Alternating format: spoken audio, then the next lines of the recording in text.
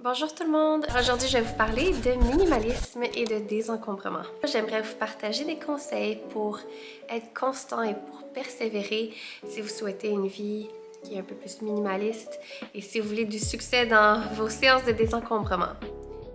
Mon numéro 1, je l'appelle le iceberg.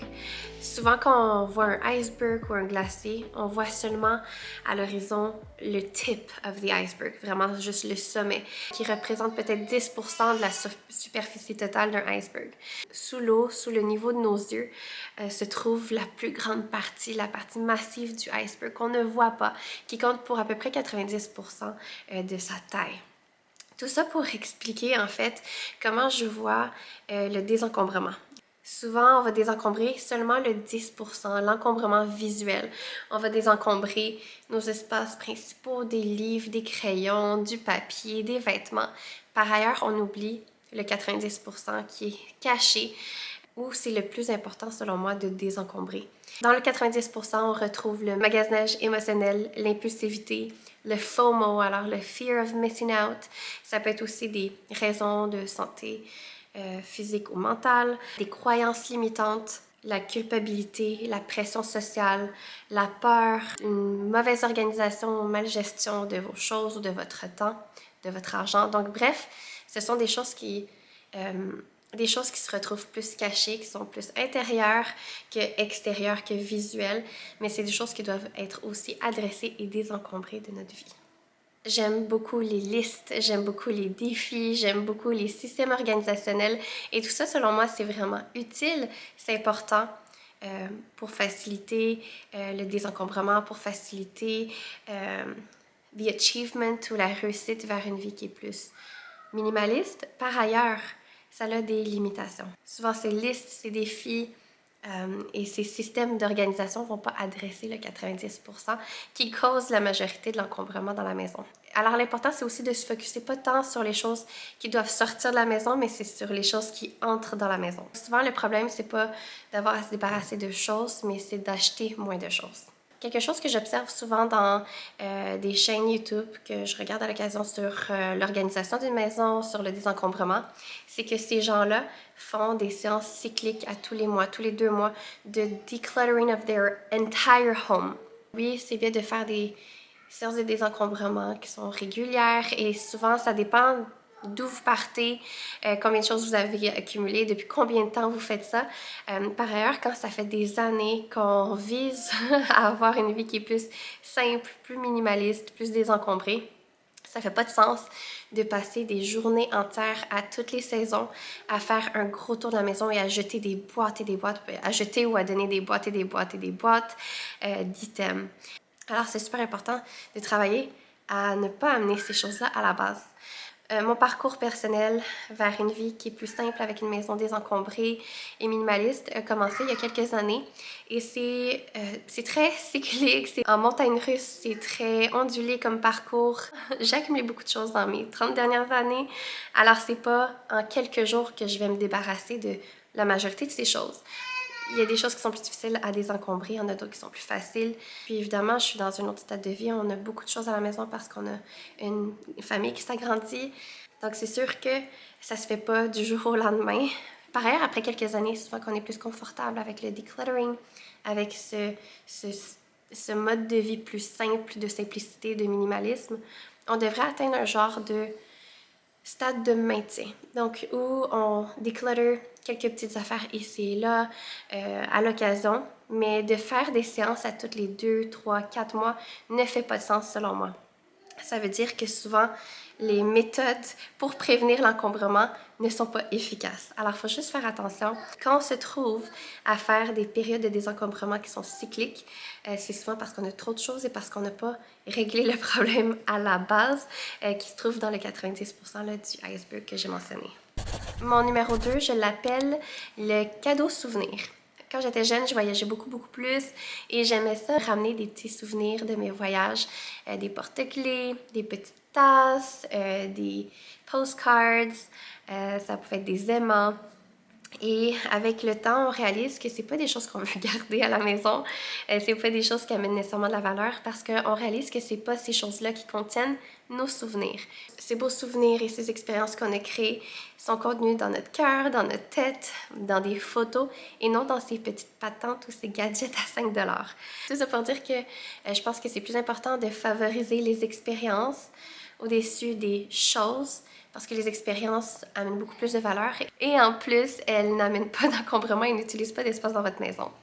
Mon numéro 3, c'est tiré de la chaîne The Minimalists et il l'appelle The Spontaneous Combustion Rule.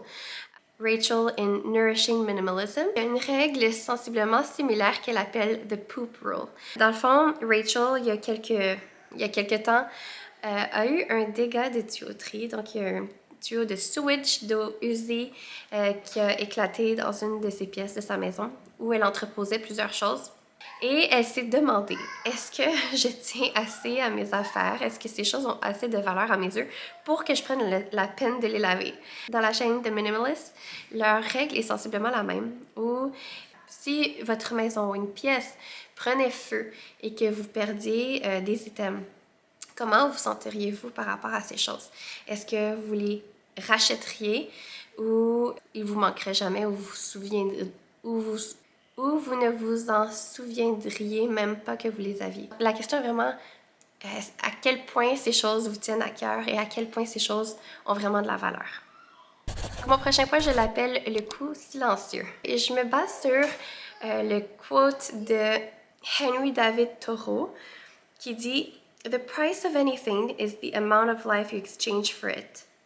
Tout ce que vous possédez dans votre maison vous coûte quelque chose d'une façon ou d'une autre, soit par le coût initial de vous être procuré cet item, mais aussi par le coût continuel de l'entretenir ou de le garder dans votre maison, soit le coût en temps, en énergie, en effort, ou aussi le coût en entretien. Je me suis acheté, par exemple, une plante à 30 $. C'était le coût initial, mais il faut que j'entretienne cette plante. Cette plante doit grandir, doit être nourrie. Alors, à l'occasion, je dois acheter un nouveau pot à plante, de la nouvelle terre, du fertilisant. Je dois l'arroser toutes les semaines, je dois l'épousseter. Tout ce qu'on achète vient aussi avec pas seulement un coût monétaire, mais aussi un coût en temps et en énergie. Alors, demandez-vous, est-ce que ces items valent ce temps et cette énergie? Avant même d'acheter un item, c'est bien de se poser la question, est-ce que ça vaut la peine de dépenser cette somme d'argent? Mais aussi, essayer de penser, de projeter aussi tous les soins et le temps que ça va vous prendre de posséder cette chose-là. Et aussi, quand vous êtes en train de faire une séance de désencombrement, réfléchissez à ces choses qui sont autour de vous dans votre maison. Voyez, est-ce que c'est quelque chose sur lequel je veux continuer à mettre de l'argent ou du temps? Mon numéro 5, c'est ce que j'appelle la fonction avant la beauté. Si vous vous retrouvez à acheter continuellement des nouveaux gadgets ou des nouveaux systèmes ou des nouveaux accessoires d'organisation pour atteindre un style qui est plus minimaliste, qui est plus simple. Par exemple, vous achetez continuellement des bocaux en verre pour avoir une cuisine plus Pinterest-worthy. Aussi, vous achetez des systèmes en acrylique continuellement pour organiser les petites choses et créer des maisons. Et si vous achetez une nouvelle décoration pour atteindre ce style plus minimaliste, qui est plus neutre, si vous trouvez à acheter plus pour être plus minimaliste, plus simple ou plus ou pour vous faciliter le désencombrement, souvent c'est le signe que vous avez trop de choses ou que vous n'avez pas compris vraiment les concepts de minimalisme ou de désencombrement.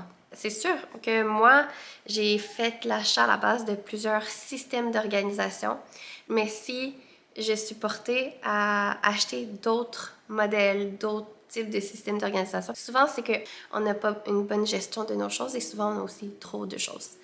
Pour moi, le vrai sens de minimalisme, le mode de vie minimaliste, repose surtout sur l'intentionnalité, le contentement, la priorisation et non sur un style ou un décor particulier. Encore une fois, on va adresser juste des choses superficielles. On va assurer un désencombrement ou un espace qui est visuellement désencombré, visuellement simple, mais on oublie tout ce qui est caché dans ces boîtes, dans ces contenants, puis dans ces systèmes organisationnels et dans ces tiroirs, et ainsi de suite. Mon prochain point, c'est de briser les règles et d'être unique. Et là, je vais prendre en exemple le décor de ma maison. J'aime beaucoup le décor intérieur, les rénovations, les home makeovers, room makeovers. Et dans l'univers du décor intérieur, il y a toutes sortes de règles. Si on va avoir une maison Pinterest-worthy ou designer-inspired. Et souvent, quand je vois ces vidéos-là, que je regarde ces belles maisons, ces belles salles, ces belles chambres, j'ai l'impression que ma maison a des lacunes et qu'elle n'est pas accueillante. On n'a pas de tapis, on n'a pas de table à café, on n'a pas de télévision. Et pour nous, c'est pas des choses qui sont utiles dans notre vie pour l'instant. Des tapis dans le salon ou dans la cuisine, ça, c'est pas une bonne idée quand on a des enfants. Ça se salit vite, ça ramasse la poussière, faut un entretien régulier. La table de café dans le salon, c'est pas pratique pour nous non plus. Les enfants sont petits, se cognent la tête, tombent, grimpent dessus. On a un grand salon qui est très vide et j'aurais voulu avoir 2 chaises de conversation juste pour créer un peu de coziness, mais encore une fois, c'est pas nécessaire. Et souvent, j'ai la pression de me comparer aux autres et à vouloir respecter ces guidelines et ces règles qui sont communes. Et souvent, ça me donne l'impression que ma maison, mes choses sont pas suffisantes, qu'elles sont pas assez bonnes. C'est important de se rappeler que on n'est pas obligé de suivre ces règles-là. La praticalité d'un espace et la sécurité d'un espace est beaucoup plus important que la beauté. On est tous uniques et notre style est unique, nos besoins sont uniques, nos budgets sont uniques, notre vie de famille est unique. Il faut célébrer ça et non se culpabiliser d'être un peu différent, de vivre différemment ou de vivre plus simplement. Mon prochain point, le numéro 7, c'est de laisser tomber vos attentes. C'est de se détacher d'attentes irréalistes, des attentes fantastiques, fantastiques, d'arrêter de vous comparer non seulement aux autres personnes, mais aussi à vous-même. D'arrêter de vous comparer à vous d'il y a 5 ou 10 ans ou d'arrêter de vous comparer à vous dans 5 ou 10 ans. Donc, d'arrêter de vous comparer à un vous qui est idéalisé, qui est passé, qui est projeté dans un futur, et ainsi de suite. Donc, par exemple, vous avez des vêtements qui vous faisaient il y a 5 ans et vous le gardez juste au cas où vous perdiez du poids. Et ça traîne, ça prend de la poussière, puis à chaque fois que vous les voyez, ça vous rappelle peut-être un échec, ça vous rappelle peut-être la culpabilité parce que vous n'êtes pas capable de perdre le poids. Ça peut être aussi que vous êtes allé vous acheter 2 nouveaux livres que vous ajoutez à votre bibliothèque, que vous aviez l'intention de lire, mais que vous avez toujours pas lu après 5 ans. Ou vous allez magasiner et vous trouvez un pantalon en rabais, mais il est juste un tout petit peu plus petit et vous vous dites « Ah, mais ça va être ça va être ma motivation pour perdre le poids que j'ai besoin parce que ces pantalons, je les aime, puis en plus, ils sont en rabais. » Toutes ces idées, toutes ces attentes que vous avez quand vous vous comparez à vous-même du passé ou quand vous vous comparez à un vous potentiel dans le futur. Qu'est-ce que je voulais dire avec ça?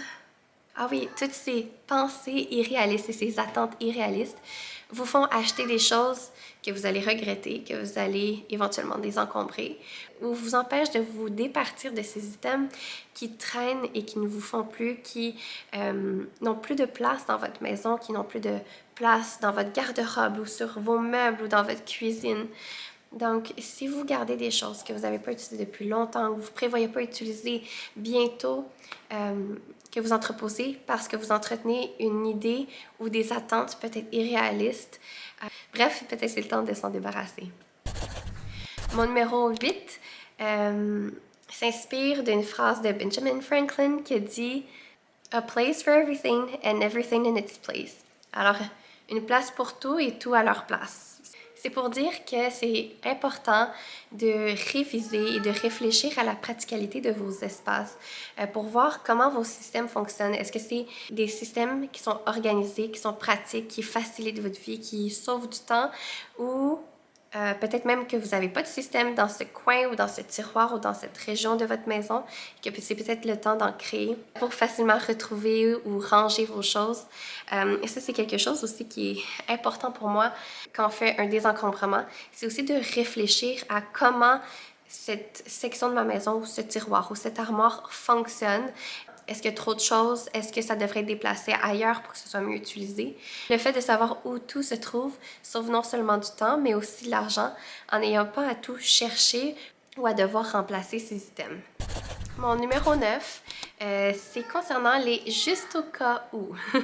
Si vous avez de la misère à vous débarrasser des juste au cas où, j'en parle dans une autre vidéo que je vais mettre en fiche ici, puis je peux le mettre aussi dans la description. Mais en gros, c'est 3 questions ou des pistes de réflexion à vous poser quand vous devez gérer des juste au cas où. Alors, l'item juste au cas où doit être utilisé régulièrement ou doit avoir le potentiel d'être utilisé régulièrement. Est-ce que cet item-là, je l'ai utilisé dans les 12 derniers mois ou est-ce que je projette de l'utiliser dans les 12 prochains? Si c'est non, je pense que c'est correct de s'en départir. Une autre règle, c'est que l'item doit avoir une place dans la maison où il est mis en display. Si vous avez des affaires qui traînent dans votre atelier ou votre grenier, que vous avez peut-être même oublié que ça existait ou que vous n'utilisez pas ou que vous gardez juste au cas où, encore une fois, au cas où que vous voyagez à telle place, au cas où que vous perdiez du poids, au cas où un cadre brise. Bref, c'est des choses qui sont cachées là, qui n'ont pas de place pour être mis en display dans votre maison ou qui n'ont pas d'utilité parce qu'ils sont là depuis 1 an peut-être, 2 ans peut-être, dans des boîtes cachées, serrées sur des étagères qui sont inaccessibles, remplies de poussière. Je pense que c'est un bon exemple de choses que vous pouvez désencombrer. Ma 3e règle, c'est que cet objet ou cet item doit contribuer à une valeur quelconque, doit avoir une certaine valeur. Ça peut être une valeur émotionnelle, par exemple. Quelque chose qui n'est pas nécessairement en display, qu'on n'utilise pas tous les jours, mais qui nous amène bonheur et joie. Bref, si le juste au cas où que vous gardez ou que vous entreposez ne respecte pas une ou l'autre de ces règles, souvent, on peut s'en débarrasser sans trop les manquer. Mon numéro 10, c'est le 10 minutes. Le désencombrement, c'est pas toujours facile, c'est une grosse tâche. Ça peut demander beaucoup de temps, beaucoup d'efforts, beaucoup de force physique et émotionnelle. On est souvent fatigué de nos journées de travail, de nos journées à la maison, puis souvent on sait qu'une grosse séance de désencombrement passe aussi par un gros chaos. Alors le 10 minutes, c'est pour ceux qui ont de la misère à trouver le temps et la motivation à faire des séances de désencombrement. Donnez-vous le défi de passer juste 10 minutes à désencombrer, ici et là. Ça n'a pas besoin d'être une grosse séance de 1 heure, de faire la maison entière en quelques jours. Donnez-vous peut-être un tiroir à la fois, une section de votre maison. À la fin de ces 10 minutes, vous avez le choix de cesser parce que vous avez atteint votre objectif de 10 minutes de désencombrement. Mais le plus souvent, vous allez être dans un momentum. Puis souvent, you get the ball rolling. Alors c'est plus facile de continuer. On se dit tant qu'à ça, j'ai presque fini. Ou souvent en voyant tout ce qu'on a pu mettre de côté, tout ce qu'on a pu désencombrer, ça fait tellement du bien que ça nous donne le goût de poursuivre dans le travail de désencombrement. Alors, le fait de se donner visuellement, concrètement, un défi de 10 minutes, ça vous laisse la possibilité d'arrêter après si vous êtes trop fatigué, si la tâche est trop lourde, trop grande ou s'il y a d'autres choses à faire. Mais en même temps, si c'est une question de motivation, souvent, vous allez pouvoir profiter du momentum pour accomplir d'autres salles ou d'autres coins de votre maison que vous souhaitez désencombrer. Mon prochain point, c'est d'utiliser ou de ne pas cacher vos belles choses. Je ne sais pas comment le formuler autrement puis donner un titre à ce point, mais ce que je veux dire, c'est que je pense que c'est important d'utiliser les belles choses qu'on possède et de ne pas les garder seulement pour des occasions spéciales. Si vous avez des beaux vêtements, si vous avez des beaux bijoux, des belles chaussures, des belles assiettes, que vous gardez juste pour des occasions spéciales, je trouve que c'est un peu une perte au niveau de l'utilité, de l'utilisation de ces choses. On devrait traiter chaque jour comme s'il était spécial.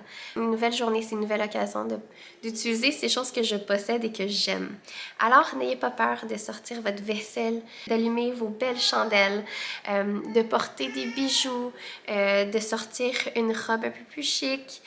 Autrement, c'est un gaspillage de garder ces choses-là cachées et de ne pas en profiter, pas de s'en réjouir, surtout quand ces choses vous donnent de la joie et rendent vos journées un peu plus spéciales.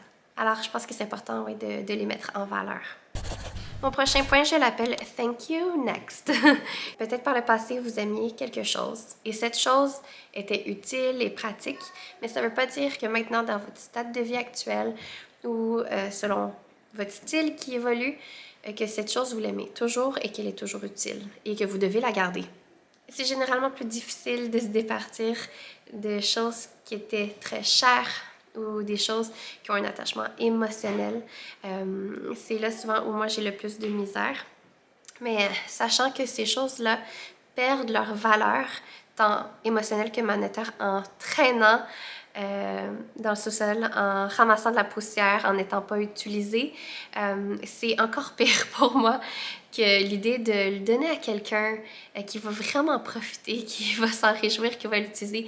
Pour moi, l'idée me conforte de savoir que ces choses vont pouvoir être aimées et vont pouvoir retrouver leur valeur dans une autre famille, dans une autre maison. Ce dernier point, c'est pas mal les ingrédients secrets. Ben, en fait, pas vraiment secrets, mais les ingrédients essentiels pour maintenir un mode de vie qui est plus simple, plus minimaliste et aussi pour réussir à être constant dans le désencombrement. Et c'est l'intentionnalité, le contentement et la priorisation. C'est pas en faisant un décompte du nombre de choses ou en réduisant de 90% la quantité de choses que vous aviez à la maison. C'est pas un nombre, mais c'est de choisir intentionnellement ce qui entre dans notre maison, ce qui entre dans notre vie. Prioriser vraiment ce qu'on aime, ce qui peut amener de la valeur et ce qui est utile à nos yeux. Pour moi, le temps est beaucoup plus précieux que l'argent. Et je veux prioriser du temps avec mes enfants, avec ma famille. Je veux prioriser les expériences pour créer des beaux souvenirs. Et je veux pas me laisser distraire par ces choses qui s'ajoutent et s'empilent ou ramassent la poussière dans ma maison que je dois nettoyer, réorganiser, chercher. Mon temps est tellement plus important et je veux l'utiliser de façon sage. Alors le fait de vivre plus simplement, le fait d'avoir une maison désencombrée me laisse pas me distraire par des choses, mais au contraire me laisse me réjouir et trouver la paix dans ma maison. Autrement, quand j'ai trop de choses dans ma maison, ça me stresse, ça consomme mon attention, ça me distrait, ça me frustre quand il faut que je les place, les replace, les nettoie ou les cherche. Alors, c'est 3 ingrédients qui sont indispensables pour vraiment persévérer, être constant, puis ultimement atteindre nos objectifs pour une vie qui est plus simple, mais aussi tellement plus épanouissante. Et je l'ai déjà dit dans cette vidéo, puis dans une autre vidéo, mais c'est tellement vrai. On réalise que les choses les plus importantes dans la vie ne sont pas des choses. Alors j'espère que cette vidéo vous a été utile. Je sais que pour moi, c'est des choses qu'il faut continuellement que je me rappelle parce qu'on a beau connaître tous ces beaux conseils, mais ça ne veut pas dire que c'est facile de les appliquer. Alors j'espère que ça vous aide quand même et que ça vous permet un petit rappel ou de l'encouragement ou de la motivation pour persévérer dans votre parcours. Et je vous souhaite une belle journée et je vous dis à la prochaine. Bye!